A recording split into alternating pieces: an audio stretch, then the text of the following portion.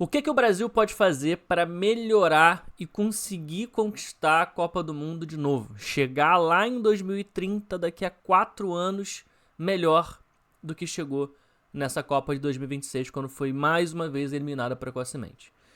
Para quem não me conhece, eu sou o Bruno Pet e hoje aqui a gente vai debater, discutir, analisar o que pode ser feito para a gente ter um ciclo melhor para a próxima Copa do Mundo, visando a próxima Copa do Mundo, e qual que é a perspectiva de futuro, ou seja, quais jogadores que estiveram nessa Copa e que podem jogar mais uma Copa do Mundo, e quem que é a nova geração que está chegando e que pode pintar, que pode aparecer com a camisa da seleção brasileira já nas próximas convocações, é claro, visando a Copa de 2030. Vamos começar aqui falando primeiro sobre o técnico, porque o Ancelotti já tem contrato assinado até 2030, até a próxima Copa do Mundo, e a gente espera, né, que o Ancelotti consiga completar e fazer todo o ciclo para a próxima Copa. É claro que tem algumas questões que precisam ser discutidas e debatidas, e a exigência em cima do Ancelotti vai ser maior em termos de qualidade de jogo, de qualidade de futebol praticado, porque muito se falou, e eu inclusive falei muito, critiquei muito com a seleção brasileira deu a bola para o seu adversário contra a Noruega, na eliminação, foram 34% de posse de bola, um negócio meio inacreditável, mas ele realmente teve pouco tempo de trabalho, então não deu tempo dele conseguir ter muitas variações e formas de jogar junto da seleção. Agora, minha expectativa para o próximo ciclo é que o Brasil tenha mais de uma forma de jogar. Não jogue apenas dando a bola para o seu adversário, e isso passa muito pelo trabalho do treinador. Então, o primeiro ponto é que o Ancelotti faça o ciclo, que ele termine o ciclo, que ele chegue até o final. Eu manteria o Ancelotti, acho que já ficou clara a minha opinião em relação a isso.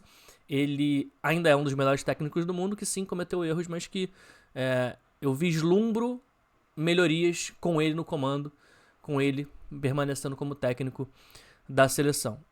O segundo ponto é que a CBF, né, que é quem toma conta ali da seleção brasileira, que seja um pouquinho menos bagunçado, né, que permita que o trabalho dentro de campo funcione de forma um pouco mais fluida. Por exemplo, é claro que, assim, não é que os nossos últimos títulos de Copa do Mundo, 2002, 94, tenham sido um primor de organização. Afinal de contas, na época, o presidente da CBF era o Ricardo Teixeira, e ninguém aqui acha que a CBF era um primor de planejamento e organização com o Ricardo Teixeira no comando. A gente sabe de tudo, de todas as mutretas e confusões e problemas que a CBF sempre conviveu e sempre teve que viver. Agora, eu gostaria muito que a CBF passasse menos tempo pensando em como destruir o calendário do futebol brasileiro e passando mais tempo pensando em como formar jogadores melhores. E na base de vários clubes conversar, fazer reuniões, fazer levantamentos, se reunir para falar, gente, por que a gente parou de formar jogadores de top de linha? Por que a gente não tem mais meias? Por que a gente não tem mais meio-campistas? O que tá acontecendo? Cadê os nossos centroavantes? Isso eu espero que a CBF faça mais do que fique batendo cabeça, quebrando cabeça para ver como é que o calendário vai ser o pior possível aqui no futebol brasileiro. Que a verdade é essa, o calendário no Brasil é uma zona, é uma bagunça, é uma porcaria e só atrapalha o nosso futebol. Então isso é um ponto que eu gostaria muito de ver melhorando. Mas, vamos já aqui pegar aqui então, para a gente poder vislumbrar quem que estaria disponível para a seleção brasileira no próximo ciclo. Quais são os jogadores que estiveram nessa Copa e que podem jogar a próxima Copa. Isso aqui é um post da ESPN Brasil, mostrando a idade de cada um dos jogadores convocados, né, que estiveram nessa Copa do Mundo lá em 2030. Então vamos começar aqui pelos goleiros. Aqui tá cortado as imagens, tá? Mas esse primeiro aqui é o Alisson, o do meio é o Ederson e o último aqui é o Everton.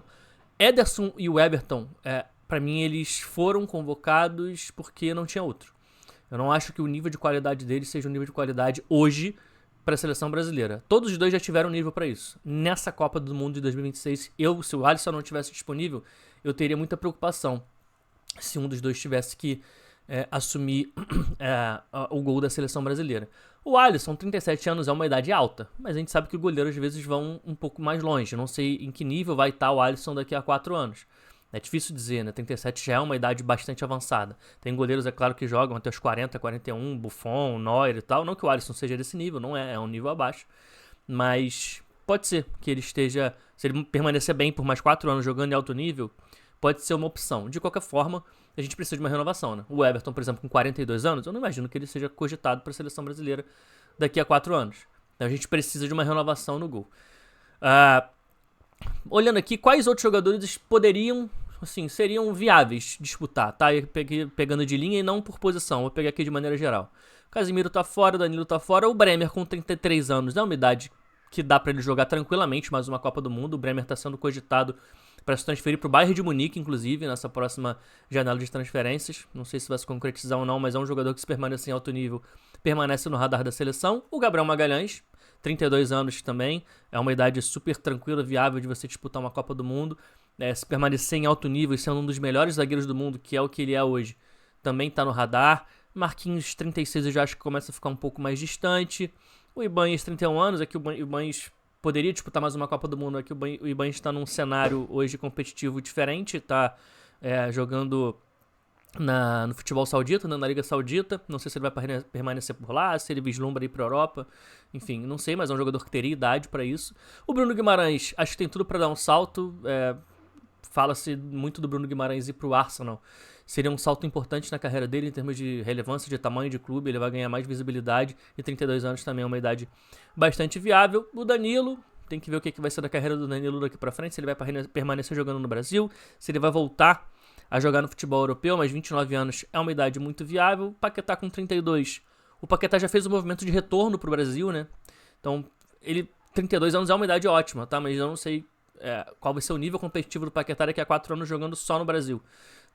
Enfim, que eu não imagino ele mais voltando pra Europa por tudo que ele passou por lá, né? O Ederson também é um jogador que continua no radar, que pode continuar tendo oportunidades. 30 anos, está indo pro Manchester United agora. É um jogador que vai permanecer jogando em alto nível, a gente imagina que seja dessa forma. E apesar de ter sido pouquíssimo participativo, ter sido convocado já aos 45 do segundo tempo, é um jogador que fica no radar. O Endrick, obviamente. Aliás, Endrick e Ryan foram os dois moleques que jogaram essa Copa do Mundo e que vão estar numa idade ótima para disputar a Copa, né? Então, tudo indica que Endrick e Ryan estejam mais uma vez na próxima Copa do Mundo. Martinelli, Igor Thiago, os atacantes aqui são jovens, né? Com exceção do Neymar e talvez um pouquinho do Rafinha, que já vai ter 33, mas ainda é uma idade super tranquila de você disputar uma Copa do Mundo. Todos eles vão continuar no radar para nesse próximo ciclo, vislumbrando a Copa de 2030. Vamos dar uma olhada aqui então já e tentar vislumbrar um pouquinho mais outros jogadores que não estavam no radar, mas que têm nessa idade aqui, ó, entre 23 e 30 anos e que podem, de repente, vislumbrar, disputar a Copa do Mundo pela seleção brasileira em 2030. Um deles é o João Pedro, né, que não esteve nessa Copa do Mundo, tem 24 anos de idade hoje. Muita gente contestou, inclusive, a não convocação do João Pedro. Eu acho que jogando em alto nível por mais 4 anos, ele que é jogador do Chelsea, tem tudo pra ser aí um dos nomes que vão estar bastante no radar aí, que podem ser importantes para a seleção brasileira. Deixa eu ver aqui outros jogadores que estão aqui, ó. Murilo. Aqui é uma lista em relação a valor de mercado, tá? Então tá do jogador mais caro hoje, de acordo com os valores de mercado, pro mais barato. O Vinícius Júnior é disparado mais caro, e a gente vai diminuindo aqui. Dá pra ter uma noção dos jogadores que estão meio que no auge hoje em dia, que são brasileiros, né? Então a gente tem o Rodrigo, um jogador que vai ter 29 anos, vai ter uma idade ótima também para disputar uma próxima Copa do Mundo. Infelizmente se lesionou, não estava nessa. O Antony é um jogador que permanece no radar. O João Gomes, volante do Wolverhampton. Vamos ver se ele vai continuar no Wolverhampton, se ele vai conseguir dar um salto para um clube maior. É um jogador que fica no radar. Igor Paixão nunca teve na seleção brasileira, né? já vai estar com 30 anos já. Na próxima Copa do Mundo, mas tá no Olympique de Marseille, é um clube importante, é um jogador que também permanece ali no radar. O Rômulo, centroavante do Leipzig, 24 anos de idade, vai ter 28 na próxima Copa do Mundo, é um centroavante que fez uma boa temporada, jogando pela primeira vez uma grande liga europeia, jogando pelo Leipzig, foi centroavante titular do Leipzig na campanha na Bundesliga. É um cara pra ficar de olho, tá? É um centroavante rápido, alto, com muito ataque à profundidade, que pressiona muito bem, né? A gente falou muito aqui como o Brasil não pressionou seus adversários nessa Copa do Mundo. O Romulo é um cara que pressiona muito bem, né? No estilo Red Bull, né? O estilo que o Leipzig tem, que é o principal clube da franquia Red Bull. Alisson, Gabriel Sara, Joelinton, Richarlison, já vejo que não. O André é um jogador que eu tinha muita expectativa, já para essa Copa do Mundo, inclusive, 24 anos de idade, tá ali no auge. Mas acabou não vingando, né? Pegou, é claro, uma temporada ridícula do Wolverhampton, que atrapalhou muito. Não só o André, como também o João Gomes. Mas é um jogador que eu tinha mais expectativa, tá? Eu achei que ele conseguiria dar um salto maior na carreira. Igor Jesus é mais um centroavante que permanece por ali. Bom, vamos dar uma olhada aqui nos jogadores mais jovens. Vou botar aqui de 23 anos para baixo. E vamos por posição. Vamos ver os goleiros. Eu falei que o goleiro é uma posição que a gente precisa renovar. Vamos ver quais são os goleiros que hoje têm menos de 23 anos e que chegariam numa idade boa, vislumbrando uma Copa do Mundo em 2030. Cauã Santos, goleiro do Frankfurt. Teve altos e baixos, tá? Nessa última temporada. É um goleiro que foi revelado pelo Flamengo, foi pra Europa muito cedo. Ele começou a temporada como titular, mas conviveu com muitas lesões.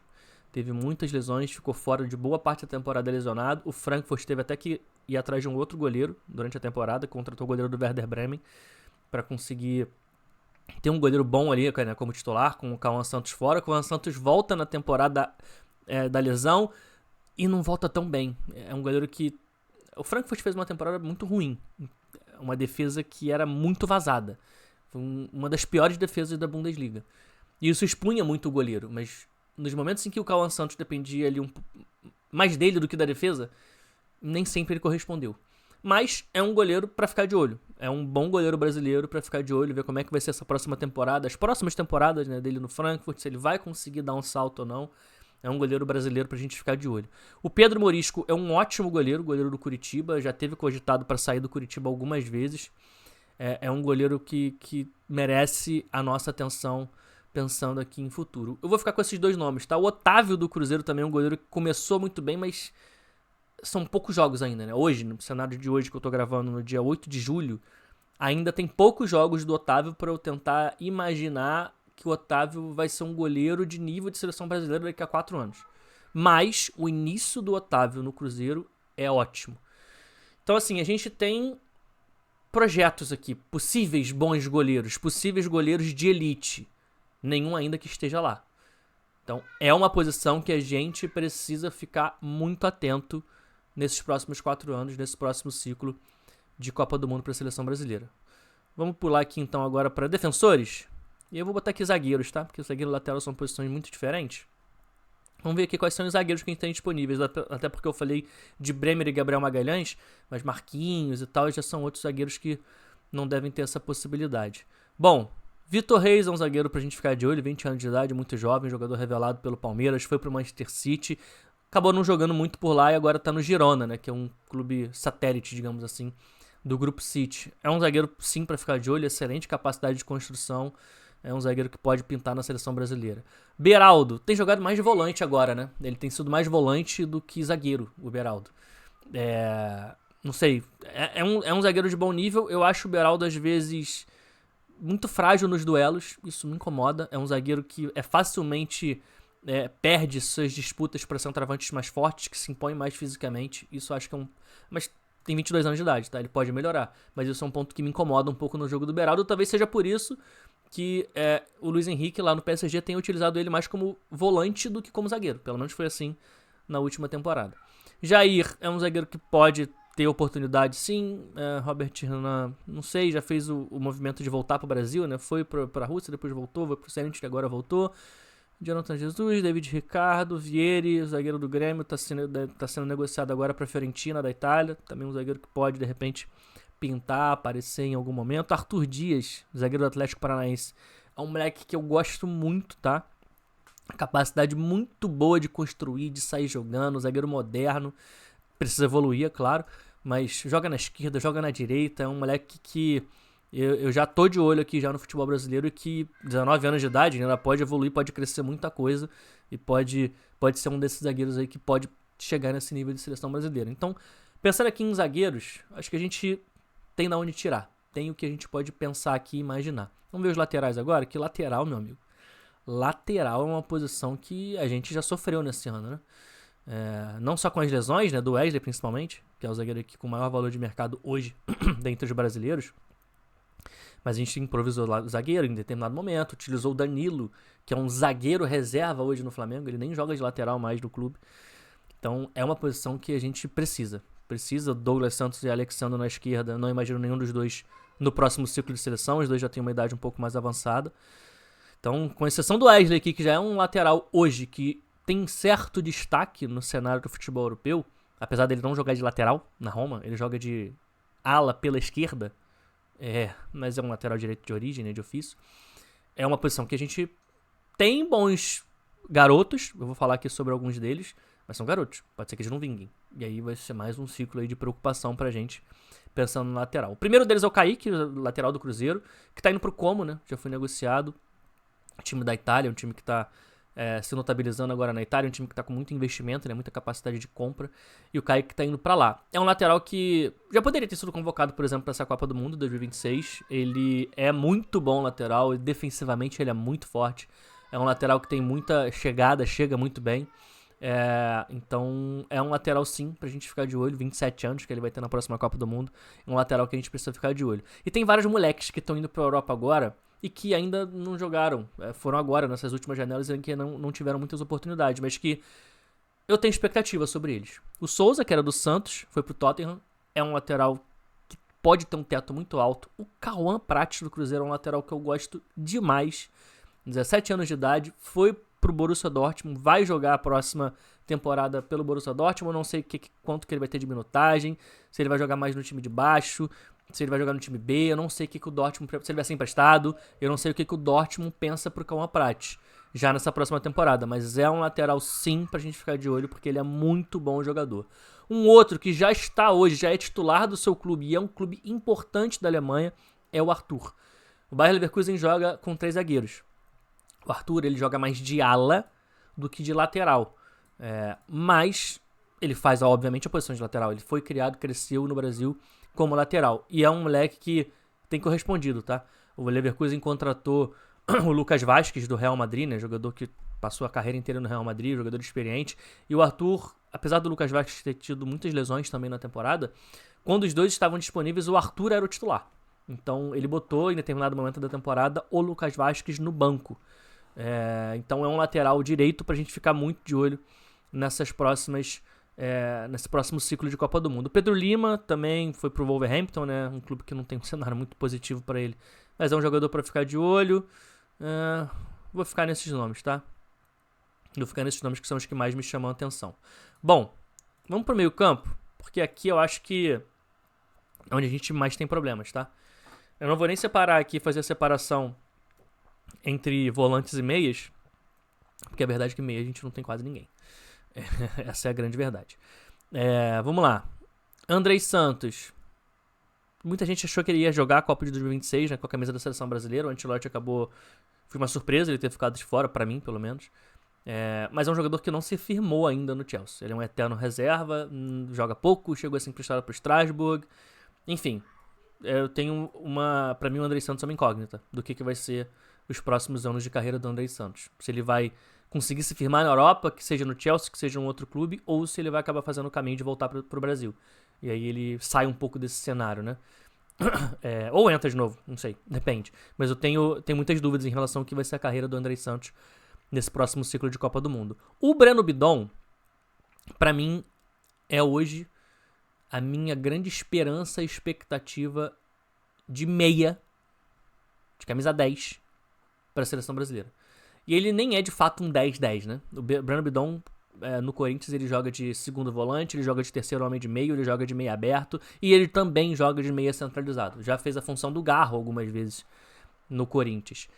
E ele não é mais um garotinho de 17, 18 anos, mas já tem 21, né? Então, se ele fosse um fenômeno, ele provavelmente, a essa altura do campeonato, já estaria jogando no futebol europeu, já teria sido comprado por algum grande clube da Europa. Mas ele é um jogador, sim, que eu tenho muita expectativa, porque ele é muito bom de bola. O Breno Bidon, aquele drible que ele dá na final da Copa do Brasil contra o Cruzeiro,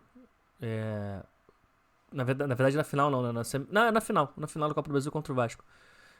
Cara, é um drible, cara, aquilo ali é um negócio de quem tem muita intimidade com a pelota. Esse moleque é muito bom de bola. Eu tenho algumas ressalvas em relação ao Breno Bidon por questões comportamentais. Eu acho que ele simula muito, ele é muito catimbeiro, eu acho que ele precisa melhorar em relação a isso. Mas, tecnicamente, ele é hoje o jogador que eu mais tenho expectativas.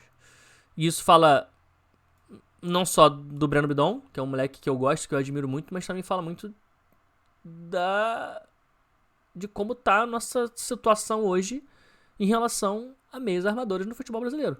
A gente foi pra uma Copa do Mundo, gente, agora, 2026, que a gente foi eliminado pela Noruega, tendo só um meia no elenco, que era o Lucas Paquetá. O Lucas Paquetá se machucou, a gente improvisou um ponta pra jogar de meio campista. A nossa realidade hoje no Brasil é essa. Foi improvisar um ponta na função que seria, entre aspas, do camisa 10, porque o nosso único meia convocado pro Brasil, pra seleção brasileira, teve lesão.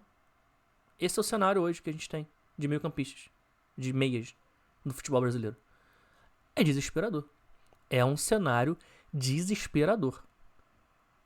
Bom, seguindo aqui a lista, o André do Corinthians é mais um jogador que tem muito potencial, é um moleque que cobra muito campo, eu gosto muito. Marlon Gomes é um jogador que eu gosto bastante também.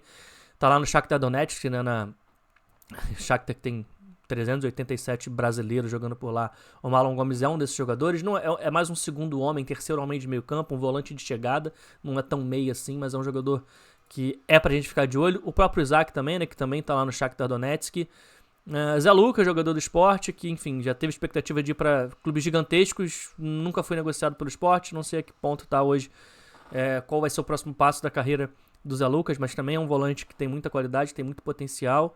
Mas assim, gente, vamos ser sinceros, a gente vai olhando aqui os nomes, não tem muito de onde tirar não, cara. Não tem aqui. Aparece na lista dos 25 meio-campistas mais valiosos com menos de 23 anos brasileiros hoje, entra o Igor Jesus, que, com todo respeito ao Igor Jesus, já tá ali com 23 anos e joga na Major League Soccer. O próprio Kaique também joga na Major League Soccer.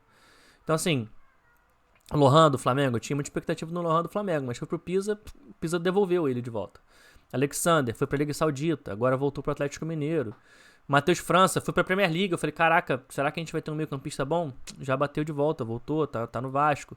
Então, assim, eu confesso que aqui, se eu tivesse que elencar aqui qual a posição que o Bruno Petty mais tem receio em relação ao que vai ser pro próximo ciclo de seleção brasileira e vislumbrando Copa do Mundo 2030, é no meio campo.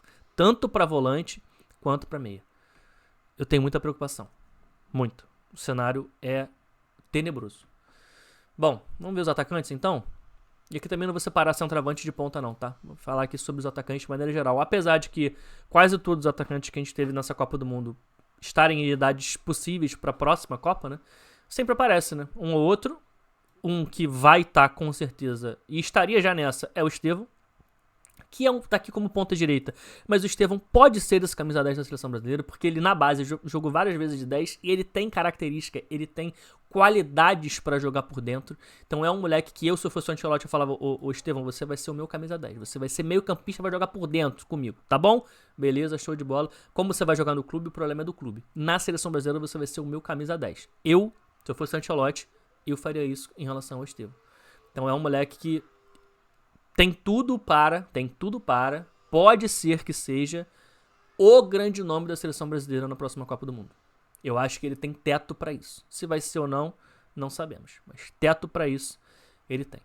Endrick, é claro, pode jogar a próxima Copa. Vitor Roque já fez o movimento de ir pro Barcelona e voltar pro Brasil, né? Futebol brasileiro. Pode estar no radar, mas já não tá mais hoje jogando no mais alto nível. Marcos Leonardo, Kevin, foi pra Premier League agora. É um jogador para ficar de olho, sim. Jogador que tava também no Shakhtar. O Alan do Palmeiras é um jogador também para ficar de olho, né? O Alan. Cauê Elias, centroavante, uma posição carente nossa, tá no Shakhtar Donetsk, é uma posição para é um jogador que eu acho que pode, quem sabe, chegar num potencial aí de ser cogitado para a seleção brasileira. Vou ficar nesses nomes, tá? Não vou me estender mais muito além disso, não. Bom, acho que eu já falei aqui de todas as posições, dei uma passada em todas. Eu tenho algumas boas expectativas pensando no próximo ciclo, mas eu tenho outras grandes preocupações. Acho que ficou muito claro quais são elas aqui nesse vídeo, né? No longo vídeo que eu fiz aqui, que eu tô terminando aqui agora. Bom, me fala aí se eu esqueci de algum nome, se vocês têm alguma outra expectativa de algum outro jogador que possa pintar, que possa aparecer já nesse próximo ciclo. Coloca aqui embaixo nos comentários, vai ser um prazer ler aqui, trocar com vocês. Não se esquece, é claro, de se inscrever no canal, compartilhar esse vídeo com seus amigos, curtir, se inscrever, assinar, colocar lá o sininho de notificações para você receber sempre que eu postar novos vídeos por aqui. Estou tentando fazer cada vez mais vídeos para cá, e quanto mais vocês participarem, trocarem junto comigo. Vai ser melhor aqui pra gente poder fazer isso aqui junto, beleza? Valeu, falou, tamo junto e até a próxima.